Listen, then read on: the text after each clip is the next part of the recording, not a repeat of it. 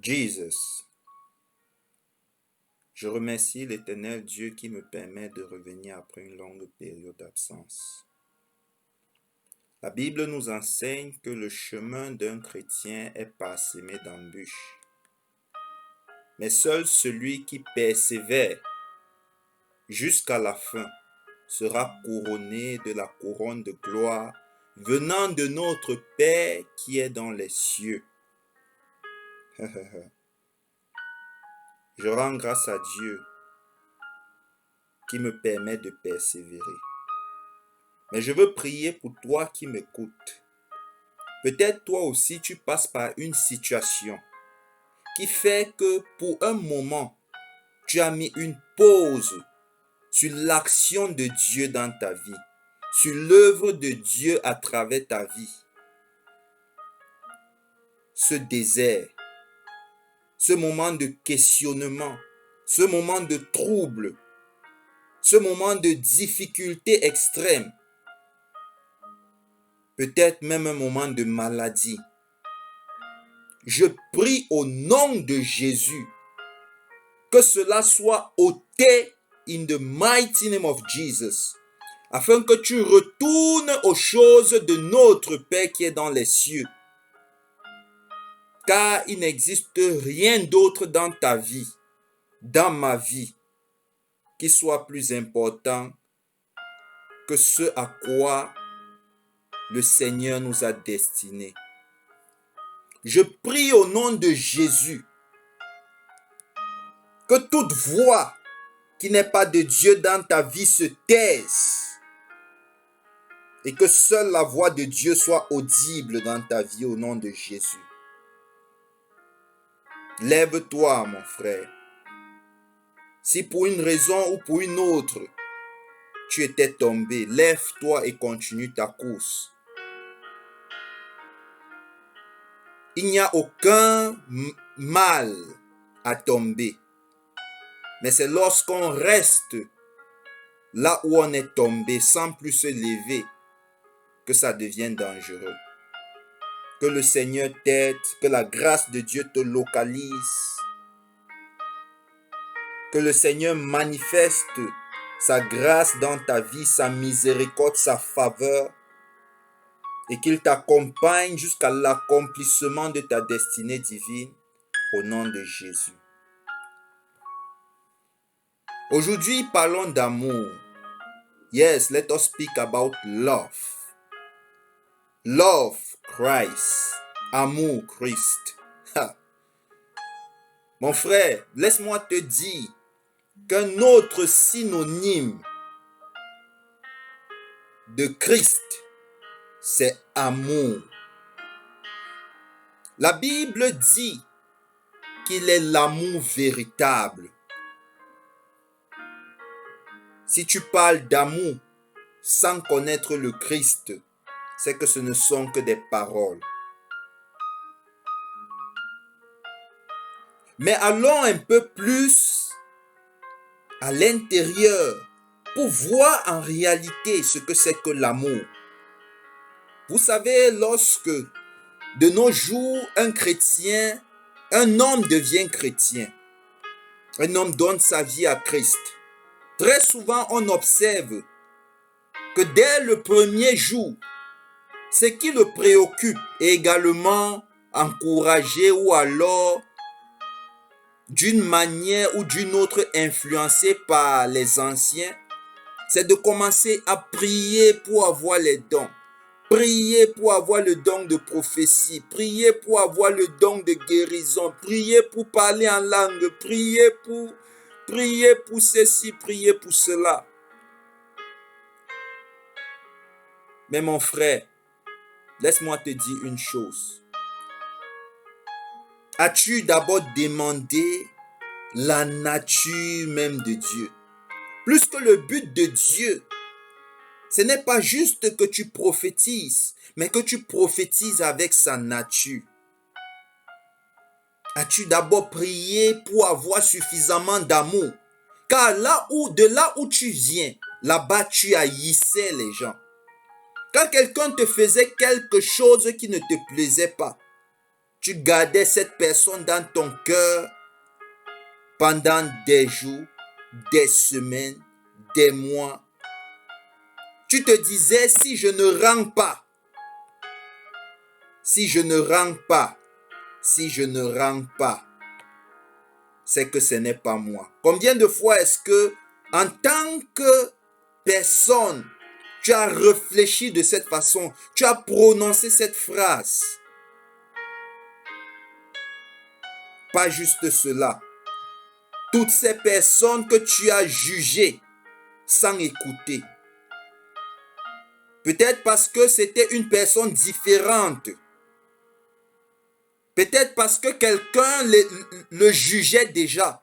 Et tu es venu entrer dans le jugement sans essayer de vérifier quoi que ce soit.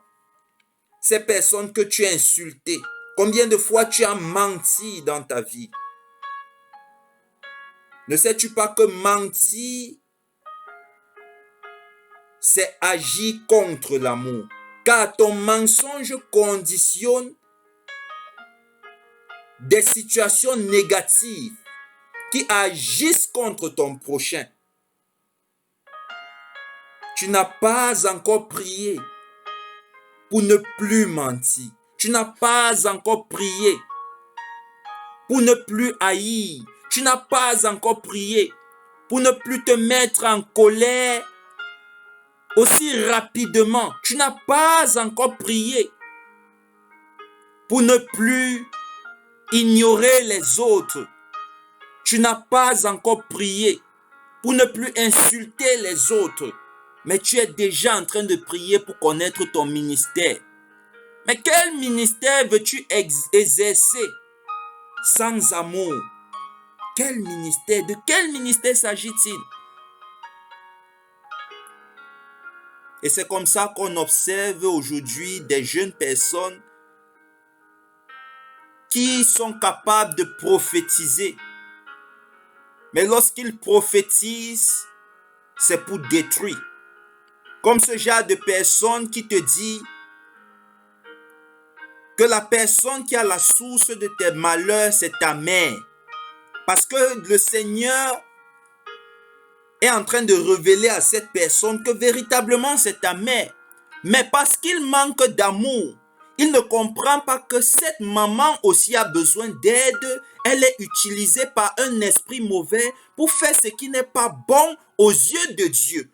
Ça veut dire que lorsque Dieu montre, il montre de là où vient le problème, mais là-bas aussi doit être résolu le problème à travers l'amour.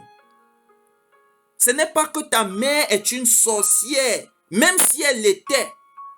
Ne te rends-tu pas compte que la Bible dit que mon peuple périt faute de connaissance? Où as-tu mis l'amour pour aller accuser ta mère de sorcière et ne pas comprendre que ta mère en réalité a besoin de connaissance et est manipulée par les esprits mauvais qui l'amènent à se lever contre toi? Aujourd'hui, je veux te parler d'amour. Mais laisse-moi te dire quelque chose. Cet esprit de prophétie, cette capacité à chasser les démons, à parler en langue, à manifester toutes ces choses que tu cours après, à peine tu es devenu chrétien.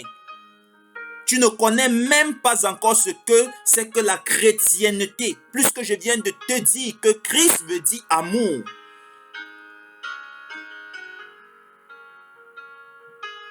Laisse-moi te dire que toutes ces choses disparaîtront un jour. Mais la Bible dit que seul l'amour restera éternel.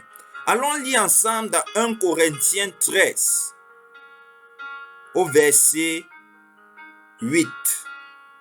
Il est écrit, la charité ne périt jamais. Les prophéties prendront fin. Hey. Alléluia. Les langues cesseront. La connaissance disparaîtra. Allons au verset 13. Il est écrit, maintenant donc, ces trois choses demeurent. La foi, l'espérance, la charité. Mais la plus grande de ces choses, c'est la charité. Pourquoi est-ce qu'il est écrit ici charité et non amour simplement? Parce que la charité est l'amour manifesté. Alléluia. Je répète encore, la charité est l'amour manifesté. Tu sais, je vais te dire une chose. Le diable aussi dit qu'il aime. Le diable aussi réclame ou alors se défend comme étant un être qui est capable d'aimer. Si parfois tu as eu l'occasion de voir certaines vidéos de délivrance, tu verras des esprits qui disent « C'est ma femme, moi je l'aime. Pourquoi est-ce qu'il est venu l'épouser ?» Juste pour prendre cet exemple. Ou alors des personnes foncièrement méchantes qui ont signé des pactes avec le diable, qui sont dans des sectes qui tuent d'autres personnes pour avoir de l'argent. Mais ils te disent qu'ils ont une femme, un enfant, ils ont quelqu'un qu'ils aiment. Alors, la raison pour laquelle charité a été écrite ici, c'est pour te dire amour manifesté. Car celui qui aime manifeste l'amour. Il ne confesse pas juste. Alléluia. Il ne confesse pas juste. C'est pourquoi il est écrit dans Jean 3, au verset 16. Car Dieu a tant aimé le monde qu'il a donné. Parce qu'il a aimé, il a donné. Tu ne peux pas aimer sans savoir donner. C'est impossible. Si tu dis aimer et que tu ne donnes pas, alors tu n'aimes pas. Tu as la même confession que le diable. Afin que quiconque croit en lui ne périsse point, mais qu'il ait la vie éternelle. Depuis le début de cette année, toi qui n'as jamais manqué de quoi manger, toi qui n'as jamais manqué de couverture pour te couvrir la nuit, qui a un matelas, qui a une maison, sur ton lit se trouve même plus d'une couverture. À combien de personnes as-tu donné une couverture là-bas dehors? Car si tu sors la nuit, cette nuit, pendant que tu m'écoutes, tu te promènes dans la rue, tu verras des personnes couchées à même le sol sans couverture. Je ne t'ai pas demandé de lui donner un matelas, j'ai juste dit une couverture.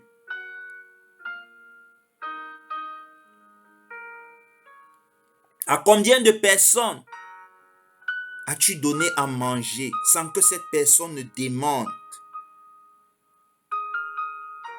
Pourquoi dois-tu toujours attendre que la personne demande pour que tu donnes?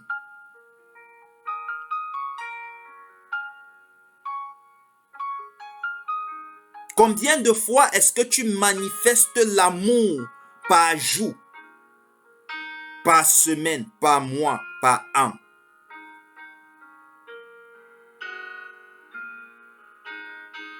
La Bible dit que la religion sans tache, pure et sans tache, c'est de rendre visite aux orphelins et aux veuves. Si ta religion était encore être catholique, si ta religion était encore être protestant, alors c'est qu'il y a un problème. C'est que tu n'as pas encore compris ce que c'est que la chrétienté. Lorsqu'on te demande quelle est ta religion, tu dis « je suis chrétien ». En réalité, tu es en train de dire « je suis amour ». Mais l'amour se témoigne, l'amour ne se dit pas. Vous savez, j'ai souvent rencontré des personnes qui ont un grand talent pour écrire des poèmes. Et parfois, lorsque tu vois ces personnes écrire un poème, tu les écoutes dire le poème ou alors tu lis le poème. Tu as l'impression de n'avoir jamais écouté les paroles qui sont prononcées dans ce poème avant de l'écouter ce jour-là.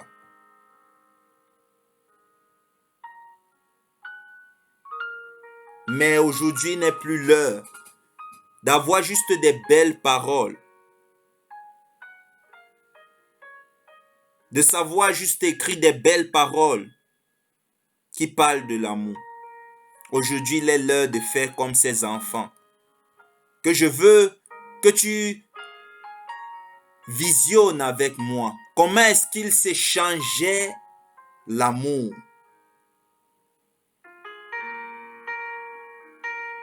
Aujourd'hui, il est temps que l'amour soit manifesté. Car laisse-moi te dire que là-bas dehors, tout ce qui fait que tu observes cette violence depuis l'année 2020, partout sur la terre, c'est le manque d'amour. Et le diable a une manière d'agir. Le diable, lui, il vient et agit par saturation. Lorsque il voulait faire les hommes adopter l'homosexualité, sur les affiches dans les rues, on montrait les homosexuels. Partout. Toi également, pour contrer cette attaque, tu dois envahir le monde avec l'amour, la manifestation de l'amour. Parce que c'est ce qui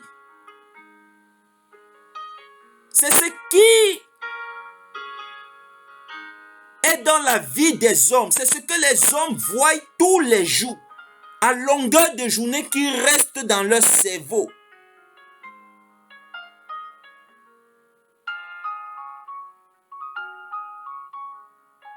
Visionnons ensemble ces enfants.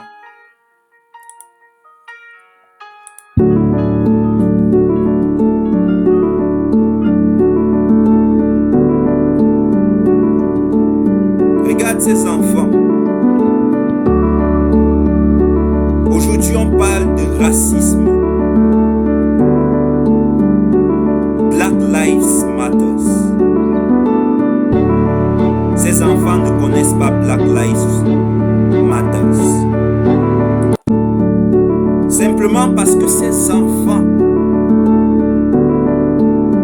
comprennent ce que c'est que l'amour. Regarde, on essaye de les séparer. Mais ils disent non, nos cœurs ne se sont pas encore synchronisés.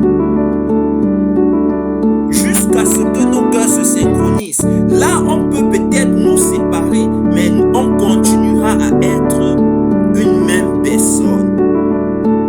Le Christ n'a-t-il pas dit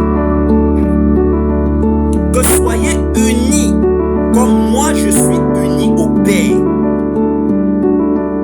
Et pareillement, soyez unis à moi. N'a-t-il pas dit cela? C'est ce que ces enfants essayent de faire. Ils essayent d'être parfaitement unis. La synchronisation des cœurs.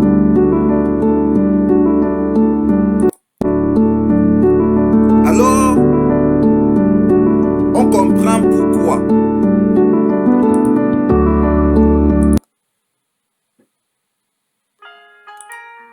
Dans Matthieu 18,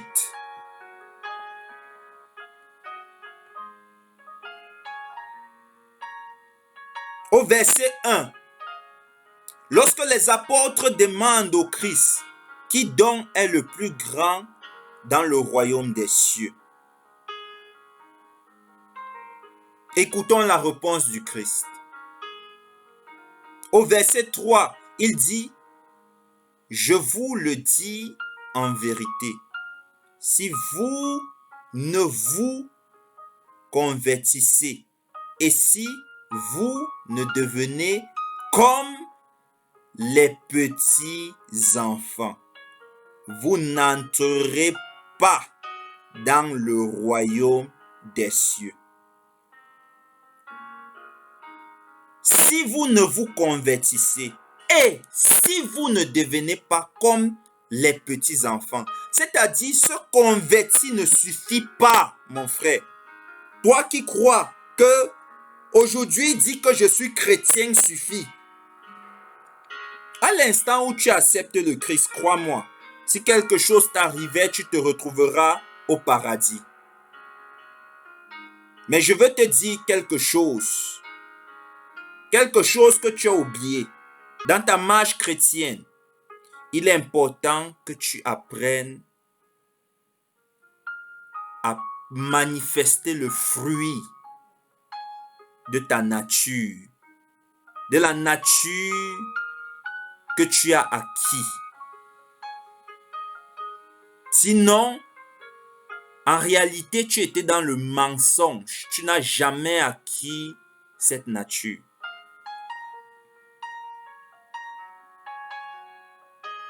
C'est pourquoi la Bible dit, vous le reconnaîtrez à leurs fruits. La Bible n'a pas dit, vous le reconnaîtrez à leur confession.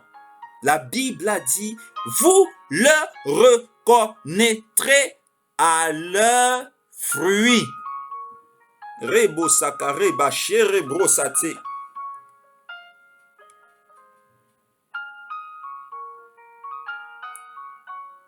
Te convertir ne suffit pas. Deviens comme ces petits enfants dans cette vidéo. Apprends à aimer. Rends-toi compte que ces enfants ont brisé toutes les barrières de race. Ils ont brisé toutes les barrières de classe sociale.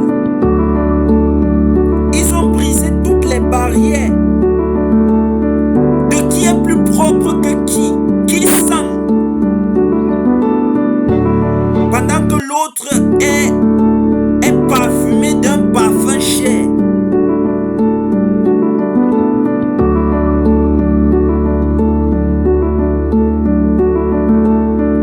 Et pourtant c'est toi, le parent, et eux, ils sont les enfants.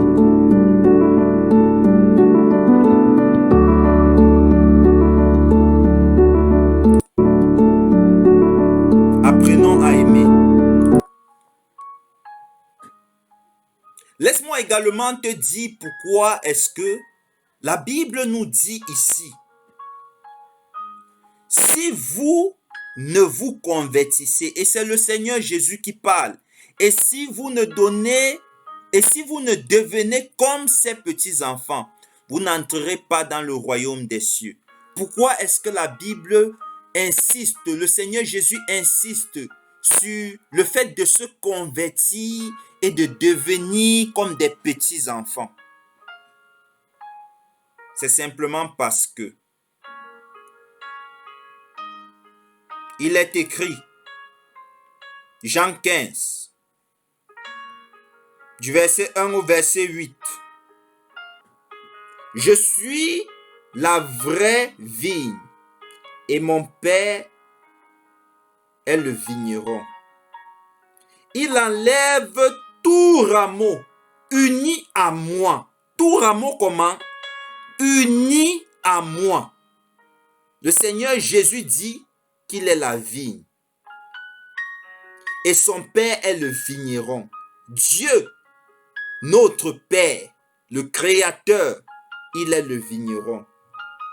Au verset 2, il dit, il enlève tout rameau qui unit à moi. Peux-tu être uni à Christ si tu n'es pas chrétien? ne porte pas de fruits. Mais il taille, il purifie chaque rameau qui porte des fruits pour qu'ils en portent encore plus. Alléluia. Ah, ah, ah. L'enseignement que je vous ai donné vous a déjà rendu pur. Demeurez unis à moi, comme je suis uni à vous. Un rameau ne peut pas porter de fruits par lui-même sans être uni à la vigne. De même, vous ne pouvez pas porter de fruits si vous ne demeurez pas unis à moi. Comme pour dire que une fois que tu as compris ceci, une fois que tu as compris que la première chose que tu dois chercher, c'est l'amour, c'est d'aller maintenant vers Jésus-Christ notre Seigneur et lui dire: Père, Seigneur, berger, maître de ma vie, je t'en prie, accorde-moi de marcher dans l'amour, de manifester l'amour, de vivre par l'amour. Accorde-moi d'agir par l'amour. Accorde-moi de connaître l'amour véritablement. Que le Seigneur te bénisse. Et il y aura une partie 2 qui parlera de l'amour. Amen.